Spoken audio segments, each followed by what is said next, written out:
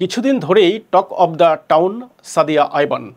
তিনি অল্প দিনেই জনপ্রিয় হয়ে উঠেছেন।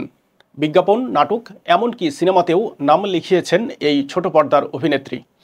এবারের ঈদের নায়িকা হিসেবে পর্দায় হাজির হয়েছিলেন সাদিয়া আইবান।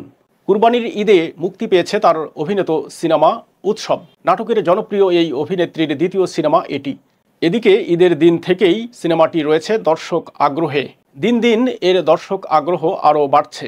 দেশের মাল্টিপ্লেক্সে বেশিরভাগ শো হাউসফুল যাচ্ছে বলে সংশ্লিষ্টদের দাবি। এদিকে সাড়া ফেলা এ সিনেমা এবার মুক্তি পেতে যাচ্ছে বিদেশে। কিন্তু এই জনপ্রিয়তার পেছনের গল্পটা ঠিক সিনেমার মতোই।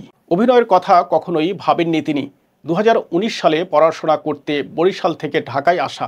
বিশ্ববিদ্যালয়ের প্রথম সেমিস্টার শেষে এক অবসরে ফেসবুকে ঢু মারছিলেন। হঠাৎ চোখ আটকে যায় এক পোস্টে। এক পরিচালক নতুন মুখ খুঁজছেন। এভাবেই ওই পরিচালকের সঙ্গে যোগাযোগ। সাদিয়া আইমানের শুরুর গল্পটা এখানেই শেষ নয়, কারণ মূল ঝামেলার সূত্রপাত এর পরই। শুরুতে পরিবার থেকে বাধা এসেছিল সবচেয়ে বেশি।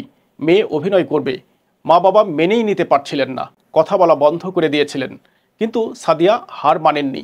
মা বাবাকে ভরসা দিয়েছিলেন একদিন মেয়ের জন্য তারা গর্ব করবেন। বিশ্বাস ছিল ভালো কিছু করে চমকে দিতে পারবেন মা বাবাকে। সেই দিনটির জন্য বেশি দিন অপেক্ষা করতে হয়নি সাদিয়া আইমানকে। ক্যারিয়ার বেশি দিনের না হলেও অল্প সময়ের মধ্যেই নিজেকে প্রমাণ করেছেন সাদিয়া।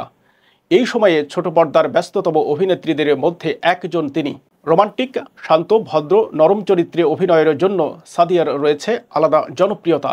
তবে যে রোমান্টিক চরিত্রে তার চাহিদা সবচেয়ে বেশি, সেই ধরনের চরিত্রে অভিনয় সবচেয়ে কঠিন বলে মনে করেন এই অভিনেত্রী। প্রথম দিকে রোমান্টিক অভিনয়ে মানিয়ে নিতে অনেক সংগ্রাম করতে হয়েছে তাকে।